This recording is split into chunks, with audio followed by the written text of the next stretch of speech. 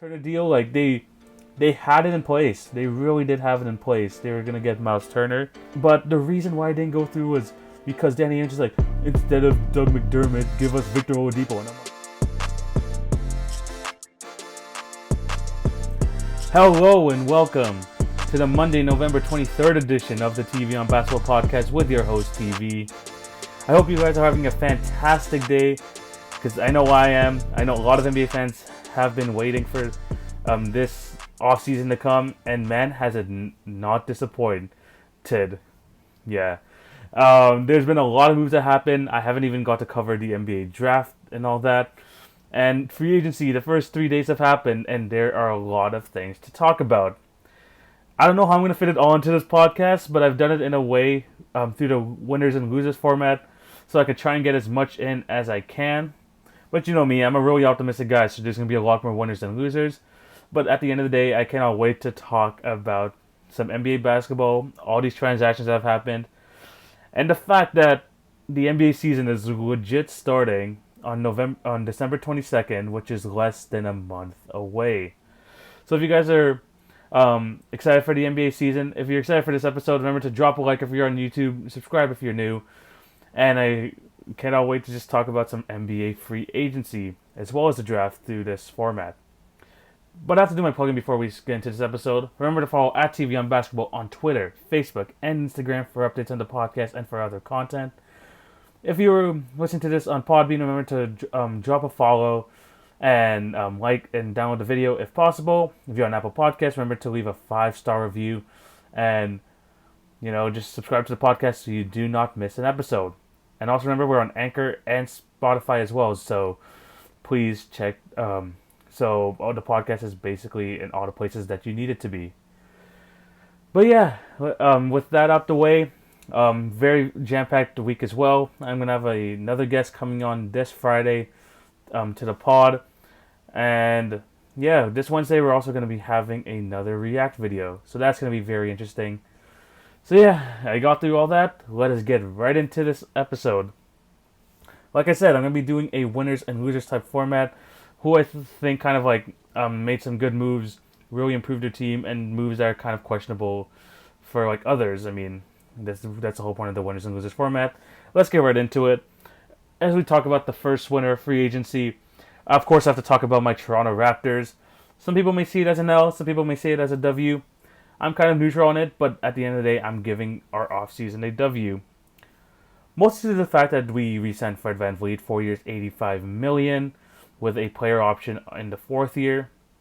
I think that was a really good signing for the Raptors. I talked about in podcasts with Joe over the last few weeks. If you, especially the one on Friday, I would urge you to check those out. I said that the Raptors really need to bring back Fred VanVleet. He knows the system very well, and I just felt like he's just one of those players where, one, I think he wouldn't do as great outside of Toronto, but I think the Raptors, it would be more of an L on the Raptors' part to lose him than for another team to gain him. So bring him on that contract, not reaching the $100 million mark, which is absolutely fantastic. And I'm just really happy that we have him back on the team. But the Raptors weren't done there. Because of the losses of Serge Ibaka and Marc Gasol, which I will get into later from the Lakers' perspective of things. For the Raptors side of things, it's kind of rough. I mean, those two guys were leading the front court as backup and starter on our championship team, and I'm sad as a fan to see them leave at this point. But at the end of the day, it was their decision. They were unrestricted free agents. They had to do what they had to do. But the Raptors made some reinforcements in the front court.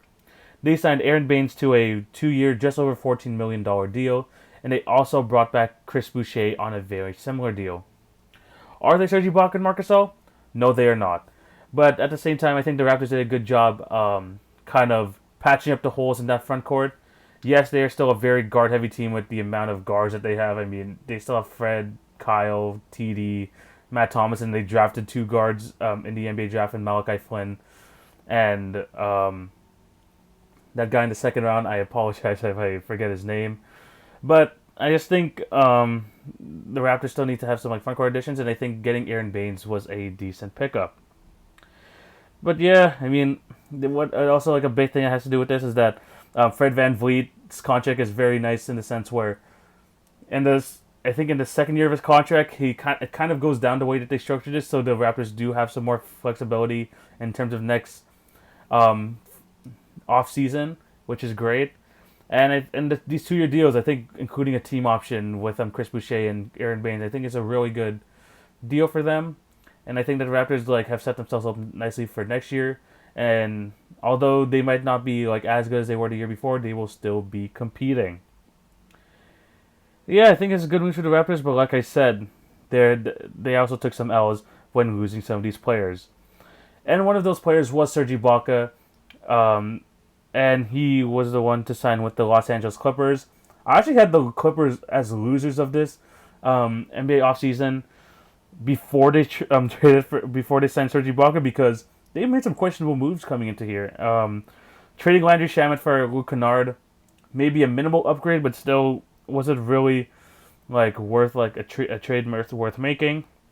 The fact that they lost Montrezl Harrell to the Lakers was an L on their part, and as well as giving that huge contract to Marcus Morris, 4 years, $64 million.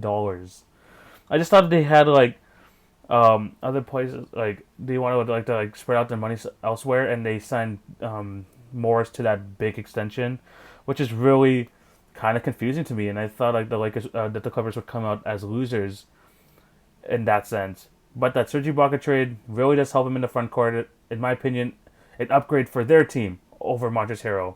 I'm not saying maybe Montrezl Harrell is arguably still the better player, but Serge just works for that team, and I think that is a very good pickup, especially having that camaraderie with Kawhi Leonard. I think that really did salvage their offseason. Even though they made some questionable moves beforehand, I still think that they kind of did well by getting Serge Ibaka. I'm going to have to kind of not speed up, but I also want to get through this nicely because there's a lot of things to talk about. But let's get to another winner here.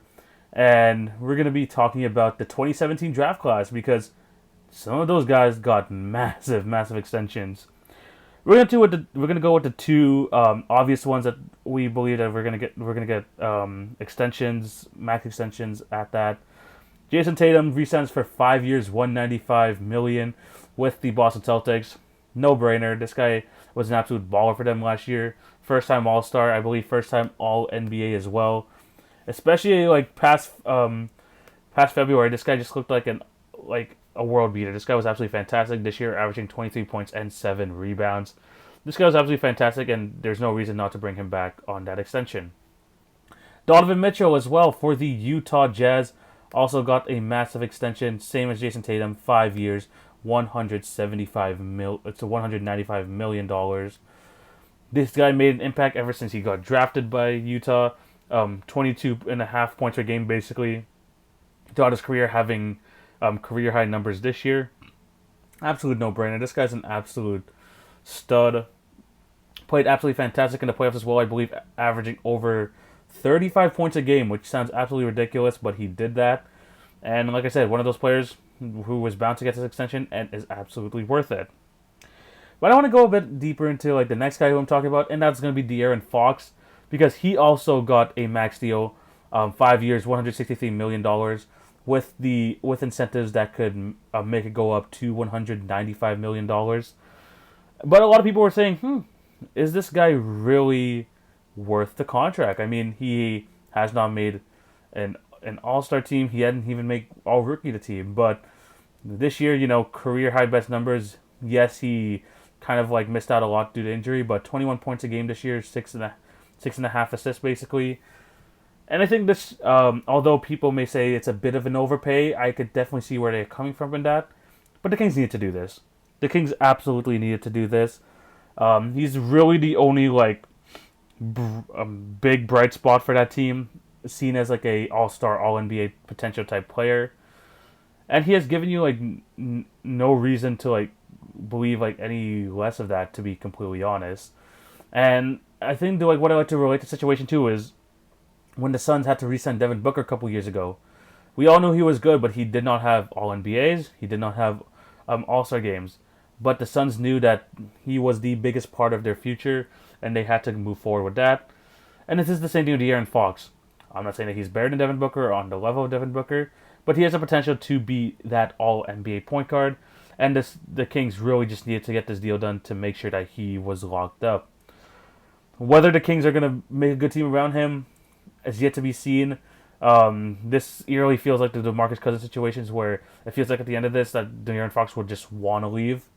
But if the Kings can make something work, I think De'Aaron Fox is going to be a huge part as to why this team does well in the future. So it was definitely a move that they had to make.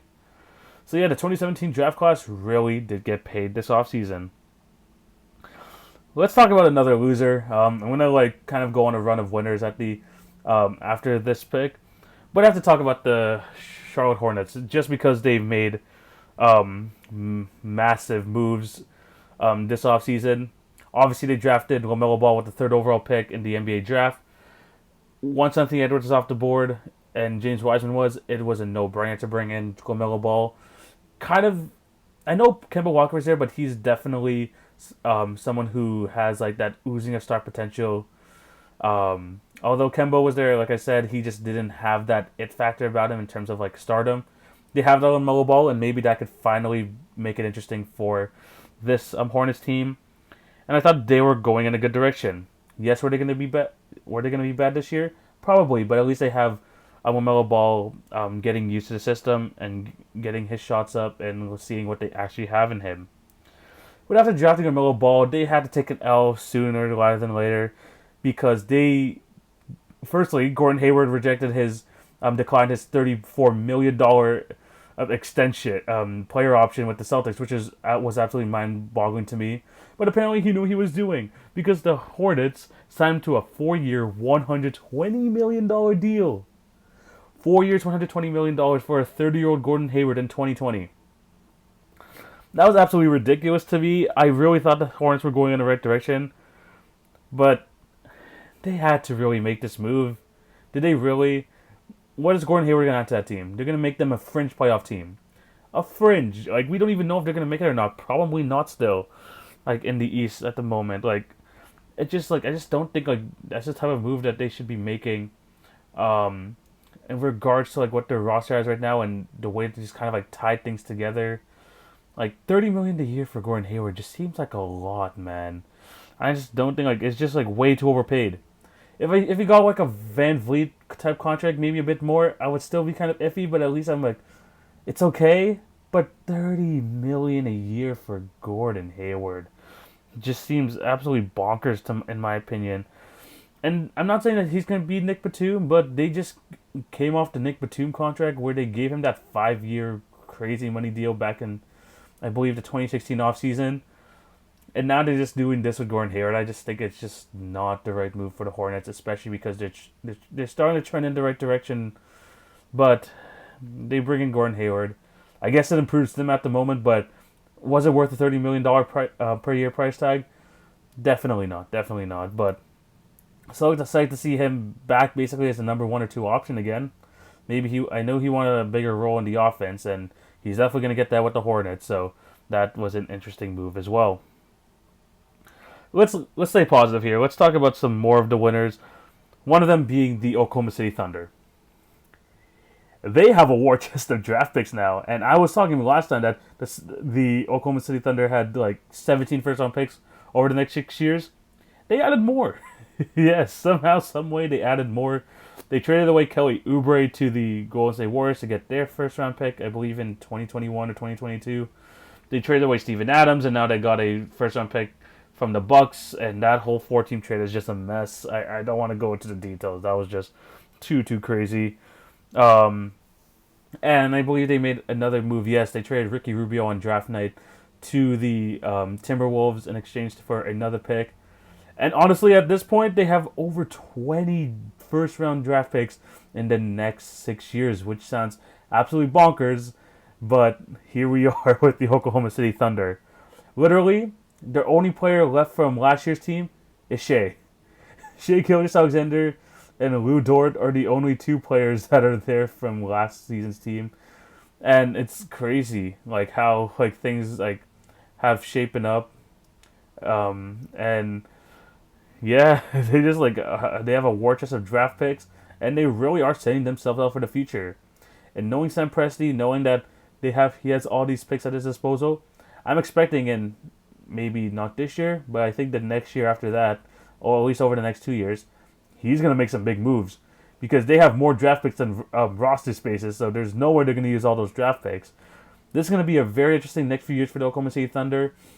Just start the tank now, try and get as many draft picks as you possibly can, and then when the time is right, once you have that nice young core settled, use those picks, get some big-time players, and I think that the Thunder could be a scary team if they make the right moves over the next 3 years.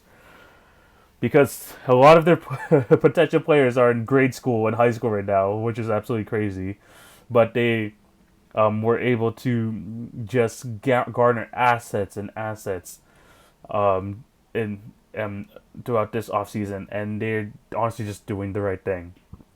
It's sad to see like people like Steven Adams have to go and stuff, but the Thunder are definitely making good moves towards that. Speaking of Steven Adams, the team that received him in that 14th trade was the New Orleans Pelicans, and they were able to get him because in that trade they gave Oklahoma City Thunder one of the first round picks that the Bucks gave them as part of the Drew Holiday trade.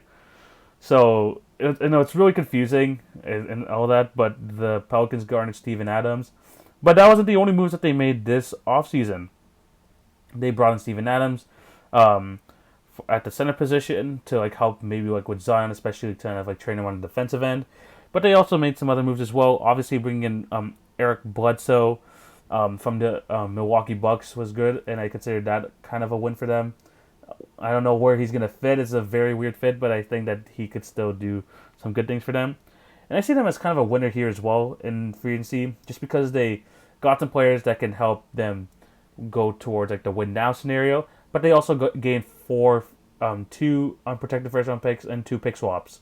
So they are setting themselves up nicely for the future, for assets, and just for future players for their team.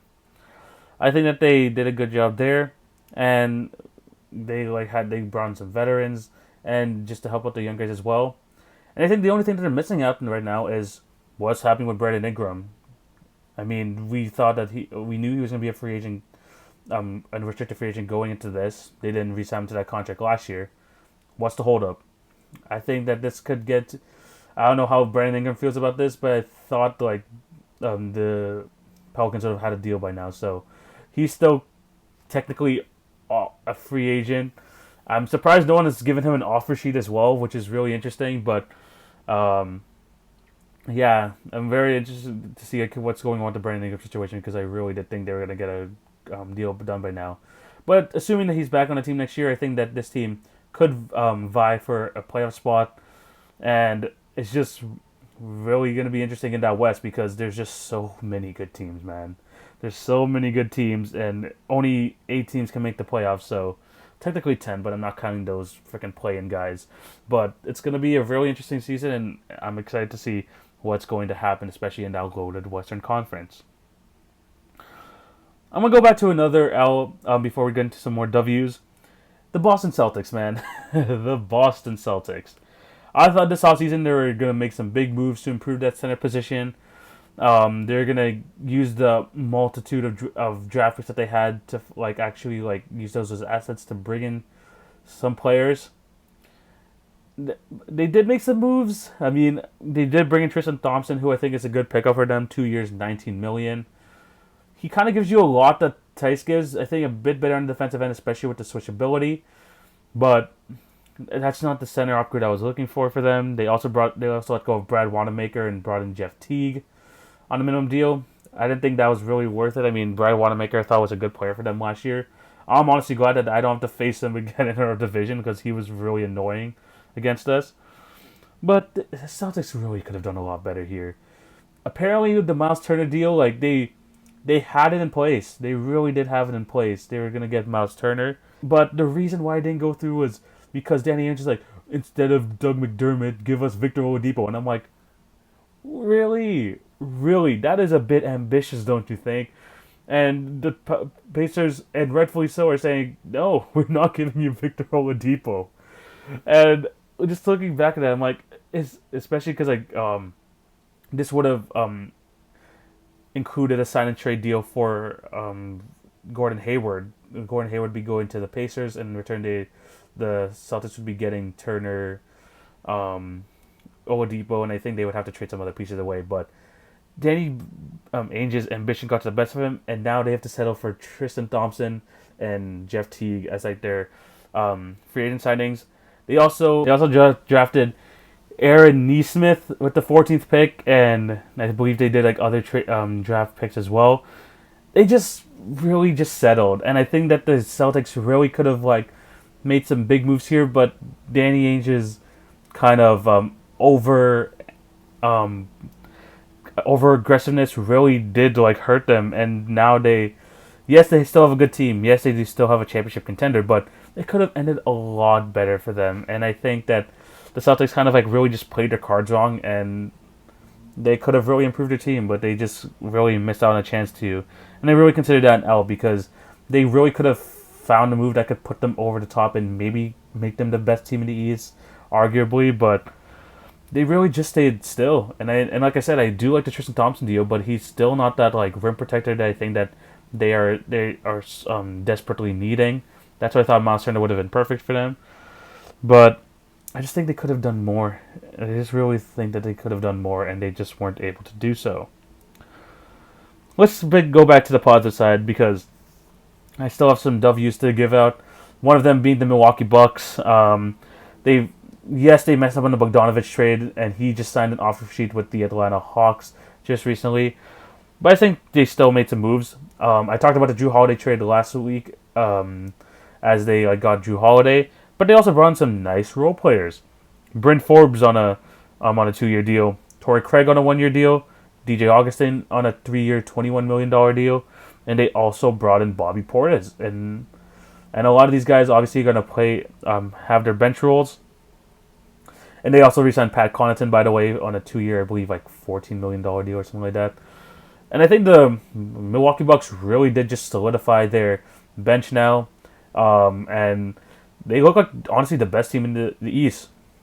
And with that, with the Bogdanovich trade not going through, they still have Dante DiVincenzo, DJ Wilson, and all that. And I think that this team, honestly, at this moment, looks like the best team in the East. But there's no excuses now, Bucks. You have the team now. You got Jrue Holiday to pair up with Middleton and Giannis. We need to see results. We need to.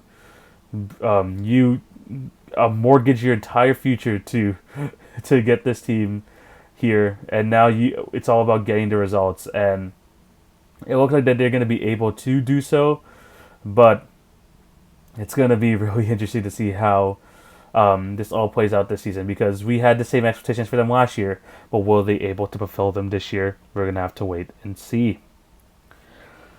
Some other offseason moves that happened.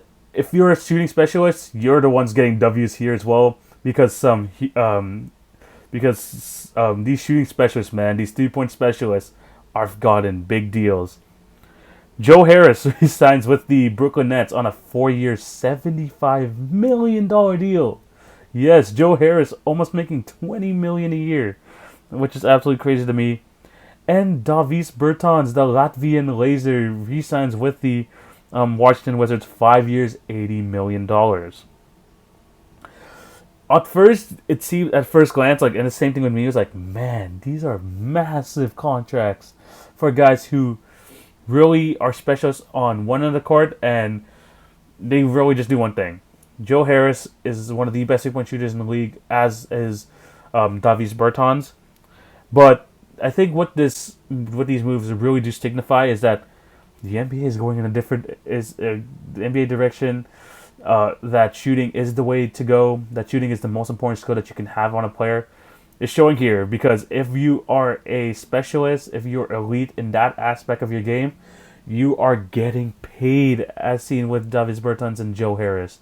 So if you guys are trying to train your kids to become basketball players, make sure that they know how to shoot, because as seen here, you guys can make big money because of this. Because yes, Joe Harris, one of the best shooters in the league. Yes, Davis Bertans, same thing. But if you told, like, even like 5 years ago that these type of players, like just these specialists, are gonna be here, getting like near $20 million deals, I wouldn't believe you. But this is just the new direction of the NBA, and I wouldn't say new just because like this has been happening for the last few years, but now people are starting to value them a lot, and these are like these trades. Yes, they were needed. I mean, obviously the Brooklyn one's kind of iffy just because they have Katie Kyrie on contract as well, but they needed to bring back Joe Harris to get that catch and shoot player. Same with Davis Bertans. I mean, the Wizards desperately needed him, especially if they're trying to make a playoff push. But man, if I have a kid and he wants to play basketball, I'm telling him to work on his jump shot, because having that skill to score 30, 40 feet away from the basket is extremely valuable in the modern NBA. We're also going to talk about a team that also made some big moves this offseason, and that is going to be the Atlanta Hawks.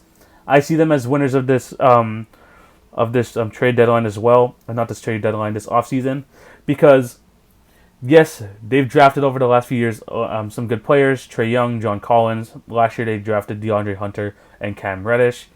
But now they want to make that playoff push. And this offseason, they made some acquisitions that is here for win now, and they just want to have that taste of the playoffs.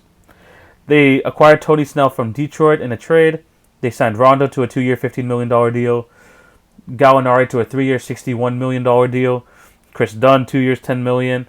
And they may not be done because they signed Bogdan Bogdanovic, like I said earlier, to an offer sheet worth 4 years and $72 million. They made some massive, massive moves here to help fill out the rest of their roster. And this is like a good thing because now they have the young core, obviously, with the 4 guys that I mentioned earlier. And they're looking to make the playoffs. These guys are too good. Trae Young is too good of a player, paired up with John Collins, to like be missing the playoffs year in, year out. So these moves, bring in these veterans, Gallinari, Rondo, Chris Dunn. Obviously drafting Onyeka Okongwu, who I didn't mention earlier, but he also got drafted by them. They're filling up those defensive holes that they have been missing, and they have kind of like a comparable bench now. And I think that this team, if they don't make the playoffs, that'd be an absolute disappointment because they brought in all these guys to their team to kind of make those chances higher. And if they don't make it, that's going to be very disappointing. But I think that these moves are really good, and I think that the Hawks do have a really good chance of, like, if all things go right as well, fight for that like home court place as well in the Eastern Conference. So they made some really good moves there. And one more thing before we move on. Noah Gallinari said he was going to sign with a contender earlier in the offseason, saying, "Oh, I've made a lot of money in my career. I think it's time for me to try and fight for a championship." Nope, this guy literally just signed a 3-year, over $20 million a year type deal. And the Hawks look like they're honestly in a really good position next year. But these pieces must work together. Let's go back to the L side of things. And we have to talk about the Detroit Pistons. Because this offseason, they have made some big moves. And if you know what I'm talking about big in another sense. Why are they getting so many centers? I honestly don't know what the heck is going on there. They signed Mason Plumlee to a 3-year, $25 million deal. They brought in Jahlil Okafor. They traded for Tony Bradley earlier. And they're just, I don't know why they have so many centers on the roster. And they also brought in Josh Jackson and Jeremy Grant as well, who I think are actually pretty good pickups. I think the biggest thing, like why I gave them like as one of the losers of this offseason, is more to the fact that you're signing all these centers, and Christian Wood going to the Houston Rockets for $41 million deal. I think that's a really good pickup for the Rockets. Why didn't you just offer Christian Wood more money? After the Andre Drummond trade, he was averaging over 20 and 10 on over 40% from the 3-point line. He was a valuable piece for that team, and they just let him walk. And I just don't understand. Like, when you're a team struggling like this, you just need to have those type of players on your roster. Not even just as, like, players that you may want to keep, but they have trade value. And they really did miss out with that with Christian Wood, like just letting him walk. And they just didn't, like, honestly, yes, they made a good draft choice with getting Killian Hayes at the number 7 pick, but it's just they really could have just gotten really handled this differently, like this offseason. But honestly, the biggest loss is just them letting go of Christian Wood. He's a really good player from like what I've seen, especially in the second half of the season, and they literally just let him walk for nothing. They could have done better there, and now they have a bunch of centers who's not going to really move the needle for them, because they're going to be bad, really bad. Speaking of Jeremy Grant, because he did sign that 3-year, $60 million deal with this team, another loser from this has to be the Denver Nuggets, man. It just has to be the Denver Nuggets. More to the fact because they lost Jeremy Grant, I think that was a major loss for them. Yes, they brought in JaMychal Green on a good deal, 2 years, $15 million, and they also brought back Millsap on a 1-year, $10 million deal. But losing Jeremy Grant, losing Torrey Craig, I think it's going to be pretty rough for their team. Yeah, yes, they also brought in R.J. Hampton as well, but I really do think that that Jeremy Grant loss will be big, especially on the defensive end. And I think that's just like an unfortunate move that the Nuggets were willing to pay that apparently, but Jeremy Grant wants to have more of an offensive role on the team. Obviously, the Nuggets can give that to him because they have Murray and Jokic and Michael Porter Jr. But like it still doesn't doesn't mean that it doesn't hurt. So yeah, they lost on Jeremy Grant, I think, which is going to be a pretty big deal for that team. Let's go to some more winners here. We're going to talk about probably like a few more winners. One of them being the Phoenix Suns, who we don't have to go too much into this, but obviously the Chris Paul deal really did improve their team, trading away Kelly Oubre, Rubio, and a first-round pick. But they also brought in Etuan Moore, who's going to be a pretty good backup point guard for them on a veterans minimum. They also signed Jay Crowder to a 3-year, $30 million deal. Maybe a bit overpaid, but they really did solidify that backup small forward position to replace Kelly Oubre, which is really nice. They also brought back a really good player for them last year, Javon Carter, defensive specialist, defensive guard, which is really good for them. And I just think these moves are just taking them to the next level. I mean, Devin Booker hasn't tasted like playoff success yet. His best run was literally that bubble, and they're really trying to build off that. So these trades honestly make them, for me, an automatic playoff contender. And I think that the Phoenix Suns do have honestly a bright future ahead of them. And this really does change the culture because you have Jay Crowder, who just came off an Eastern Conference championship, bringing Chris Paul, who's made it to the playoffs every year for as long as I can remember. And I just think they are trying to build a winning culture there, which is definitely something that they needed to do. The only iffy move I have here was drafting Jalen Smith with the 10th overall pick. I really did think that Tyrese Halliburton should have went here, especially learning under Chris Paul would have been absolutely fantastic.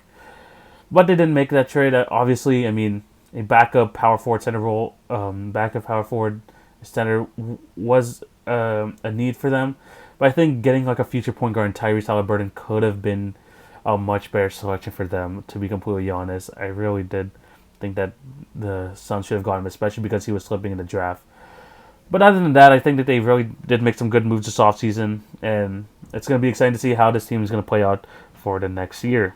We have to go back to the L's. This one's going to be really short. The Chicago Bulls. Really, my only thing here is, why did they draft Patrick Williams at number 4? I don't think he started in college and stuff like that, and he's a really raw prospect. I talked about in the last episode, like I thought he was going to go 7th to the Detroit Pistons, just because I think like they would want someone who would be a really good wing player for them, just like a little project. But the Bulls here, especially with like the players still on the board, like Denny Avdija, I really thought Tyrese Halliburton could go there, maybe even Obi Toppin, but they decided to go Patrick Williams. Maybe they see something in him that I don't. I mean, that's probably fair. I do not watch a lot of college hoops, but from just looking at things, I just thought they really could have handled that draft better, and they haven't really made moves so far this offseason to really improve their roster. Let's go back to another. Let's continue on the L's. I'm gonna give an L to just Trevor Ariza the last few days. This guy's been traded 3 times. First, he was on the Portland Trailblazers, and he got traded to the Houston Rockets. And then after, on draft night, he got traded from the Houston Rockets to the Detroit Pistons. And then from the Detroit Pistons, he got traded to the Oklahoma City Thunder. That's just absolutely hilarious to me that Trevor Ariza just got traded 3 times in the span of a week. And it probably just happened in recent history, but I just can't remember it. I think that this is just absolutely hilarious. I don't even know if Trevor Ariza is going to even end up playing for the Oklahoma City Thunder, but I just think that these last few days has just been really funny how he just kept getting traded and traded and traded. So it's kind of an L for him, but it was also pretty funny just to watch it happen. I have some other L's I have to give out here. One of them being Dwight Howard. And Dwight Howard, I have to really talk about this quickly. It was reported earlier, I believe it was by Shams, I know it's by Woj or Shams, that he did re-sign with the Lakers on a 1-year deal. And Dwight Howard tweeted 5 minutes after that report saying, "Oh, Laker Nation, I bleed purple and gold, stuff like that. Can't wait to come back." And then Shams came out the report saying, no, he's still looking over his options, he's definitely still looking over his options. And then Dwight Howard deleted the tweet. He deleted the tweet, and he just ended up signing with the 76ers. Laker fans are not liking him right now for the second time in a row. Just because he really needs to communicate better with his agent here. Because that was a whole mess. And although that was really funny, I just think that he really just could have handled that situation a lot better.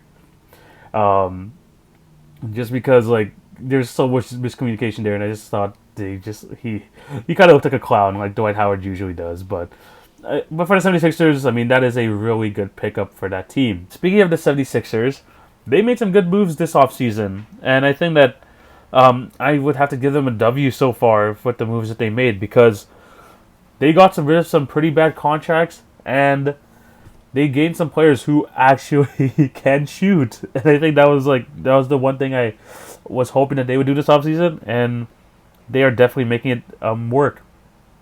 They traded Al Horford and I believe one of their future picks to the Thunder for Danny Green. One that gets rid of the big Al Horford contract, which is a huge W for them. And now they bring in Danny Green, who, yes, he has been memed over the last few months or so, but this guy could still play really good defense. He could still hit the three at a good rate. I know people want to look at his final performance and see him just bricking shot after shot. But I still think that he can provide something good to that team. Besides acquiring Danny Green, they also drafted Tyrese Maxey, who I think would be a really good backup point guard for them, which is really nice. And they also brought in Seth Curry, which is a really big deal as well, because he, I believe, one of the most efficient shooters last year in the NBA. They traded the 36th overall pick and Josh Richardson to acquire him.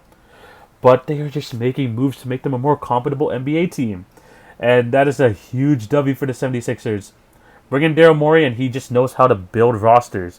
And he knows that this team is lacking a bunch of shooting, and he has made moves to compensate for that, which is really good.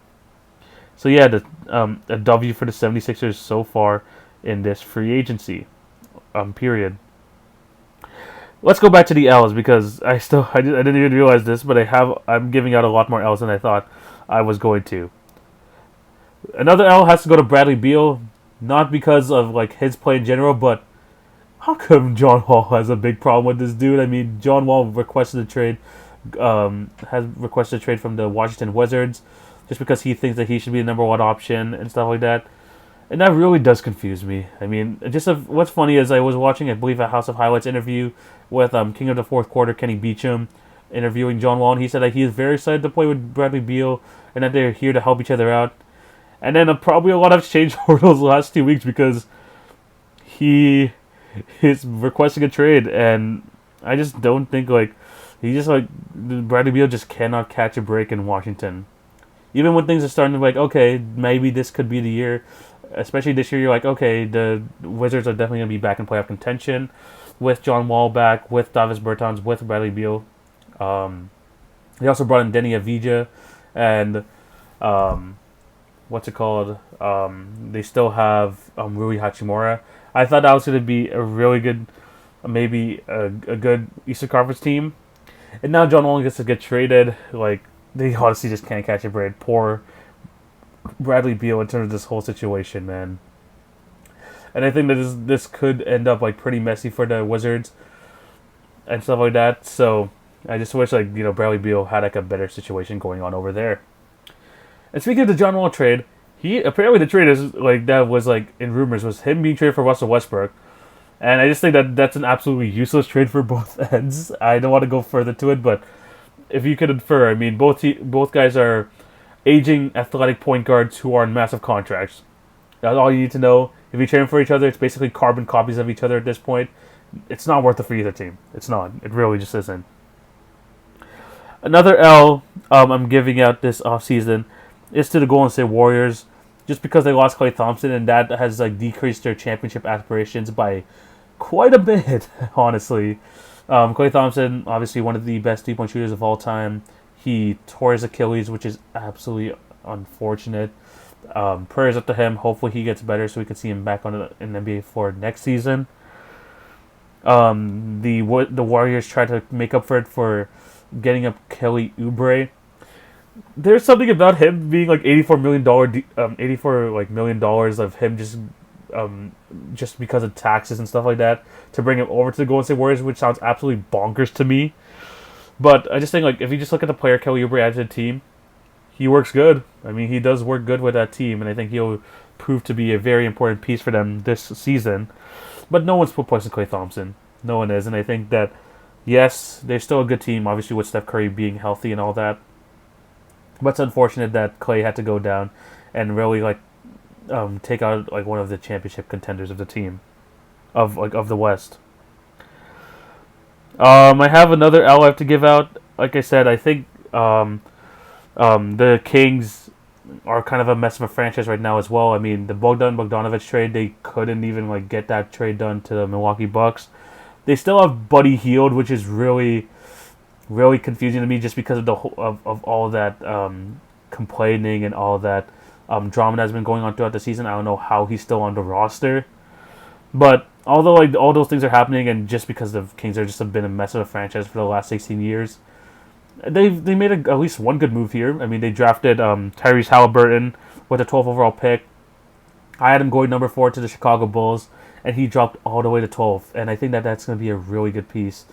Whether he puts it beside De'Aaron Fox to play the shooting guard position or coming off the bench. I think Tyrese Halliburton, good two-way player, can relieve some ball handling duties for De'Aaron Fox and all that. And I think that the Kings, I mean, the backcourt looks set, but I'm also very confused as to why these moves are being made. I think the Kings could improve this year if they just increase the pace. I mean, they were 20th in pace last year compared to number 1 the year prior to that, and they actually almost made the playoffs. So if they can just go back to that fast style of play, I think that they can see some success. But it's definitely going to be hard now in the tough West. Let's go back to some W's, and I think another team that deserves a shout out is the Miami Heat, because they have been taking care of their players for coming back from that championship, from not the championship team, the Eastern Conference Championship team. They signed Goran Dragic to a 2-year, $37 million deal. They re-signed Myers Leonard for a 2-year, $20 million deal, both with team options on in the second year. And they also brought in some nice players with Avery Bradley, 2 years, $12 million, and also Mo Harkless. Did he look at their team and they're thinking, we made it to the finals this year, maybe we just need some reinforcements on the bench and stuff. But I think that they could actually be a good team, competing for a championship once again going forward. They still have their core players with Jimmy, Duncan, Bam, Tyler Hero, and all that. But they also just made some nice reinforcements, and they brought back some of their most important players from the team. Dragic, obviously, 2 years, $37 million. That was definitely had to be made. And Myers Leonard, I mean, $10 million does seem a bit excessive. Is he going to get 20 to 25 minutes per game here? Probably not, but it's still a nice piece to bring back. And they only lost really just Jay Crowder, which is not a bad, off season for them. So I still think that they have, are gonna have a good chance at like winning the Eastern Conference again this year. But with all these with all these signings, did you see what these Heat? Do you see a pattern that's happening? 2 years, 37 with Dragic. 2 years, 20 million with Myers Leonard. 2 years, 12 million with Avery Bradley. If you see the pattern there, it's a 2-year deal, and all of those contracts have team options. So Pat Riley knows what he's doing. He's trying to make sure that they have some sort of cap space going into next season to see if they can draft that star player to add to their roster. And I just think they just know what they're doing. And I think, again, with them like being able to compete again this year, they also set themselves up nicely for next year just in case that opportunity does present itself. So that's a W of an offseason for the Miami Heat. Before we get into the final 2 W's, I have to give out one more L here. The Timberwolves, man. I don't know really how to feel about their offseason. Yes, they drafted Anthony Edwards number 1, which is, to a lot of people, a very obvious pick. I would have went with LaMelo Ball, but I definitely understand the Anthony Edwards selection at number 1. But really the one, like, kind of iffy move I thought that the Timberwolves made, and this is kind of like the same case with, it was like another team. Like, they just signed basically a backup for a lot of money. And then here they did Malik Beasley, 4 years, $60 million deal. Yes, he played really well for after he got traded to the Timberwolves. I believe it was over like 18 points a game or something like that. He played really good for them. I think that he's actually a really good player. Obviously, he had some problems with, the police this year. I think it was like with like, 5th degree drug possession or something like that, which is highly unfortunate. But I think he still played really good for them last year. Yeah, with the Timberwolves, 20.7 points a game. Yeah, over 20 points a game. Over 40% from the field, from 3. He played really good there. But I think like him, especially like backing up Anthony Edwards, I just think that that's a lot for a backup. And he's not really tall enough to play the small forward position either. So that's going to be really interesting to see how that goes. But either way, I think it's a good pickup, I guess, but it's also kind of a lot, like I said, for a backup. So hopefully the Timberwolves can actually make some noise. This year. Again, it's a loaded West, so it's going to be extremely difficult, but those are their aspirations. So hopefully Anthony Edwards pays out, and hopefully Malik Beasley can stay out of trouble, honestly. Because I think the Timberwolves could actually be a team on the rise if they just, go with the plan and they actually develop the way that they're hoping. 2 more W's here before we end today's podcast. We have to talk about the Portland Trailblazers and the moves they made. They didn't really change much of their starting lineup, but the surrounding players around CJ McCollum and Damian Lillard, they've improved there. They brought back Enes Kanter, getting him in a trade with Boston. They signed Harry Giles to a 1-year deal. Derrick Jones Jr., 2 years, $19 million. They re-signed Carmelo Anthony and Rodney Hood, which is great. And they also brought in Robert Covington through that Houston Rockets trade. One of the many Trevor Ariza trades from this last week. I just think that, obviously they were going to be a playoff team even without these moves, but they're trying to compete for a championship as much as possible, and adding all these guys, with Covington, bringing in Kanter, Derrick Jones Jr., one, improves their defense, which was extremely lacking, especially it was visible in the bubble, and it's just they just really just improved their depth, because if you guys remember last year in the bubble/bubble playoffs, they were going like 7 deep. They're the Portland Trailblazers. And it really just took a toll on their starting lineup, and they just looked gassed by the end of the Lakers series. This makes sure that they have a nice defensive depth, make sure that they have at least players, viable NBA players to fill out that bench unit. And I think it's just a really good move for them to really just improve guys around CJ and Dame, because Dame is getting older, CJ is getting older. We don't know how much they are going to improve. And I think this is probably the best team that they probably had with the Dame during the Dame era. So it's going to be very interesting to see where they place next year. And just cannot wait to see, honestly, this team back again, because they still have Yusuf Nurkic, they still have Zach Collins, They still have Gary Trent obviously off the bench. I think this team can actually, compete for home court advantage in this Western Conference. And the final W I want to talk about is the Los Angeles Lakers. The defending NBA champions made some big moves to really help their chances of winning with back-to-back. They signed Marc Gasol to a 2-year deal. They brought back KCP on a 3-year, $40 million deal. And they also brought back the two finalists for the Sixth Man of the Year award. Montrezl Harrell, 2-year, $19 million deal. And they obviously traded for Dennis Schroeder last week. Obviously, they lost Rondo. They had to trade away McGee to make room for Marc Gasol. But at the end of the day, they made moves to really bolster up their bench with scoring, obviously, with Montrezl Harrell and Dennis Schroeder. And they brought Marc Gasol to be that defensive anchor. No, he is not the player that he once was back in Memphis, or even his first season with Toronto. I mean, last year was kind of rough for Big Mark. But he's still a very good defensive player. And I think that experience is just going to be so key for them going forward into this year. And I think that was just a really good pickup. Obviously, it sucks being a Raptor fan losing Big Spain, but it's a really good pickup for the Los Angeles Lakers. The only thing missing is Anthony Davis still hasn't re-signed his contract. He's an unrestricted free agent, but he still hasn't re-signed that contract. And although all signs are pointing to him re-signing that contract, I don't know. It's just interesting that he hasn't done it.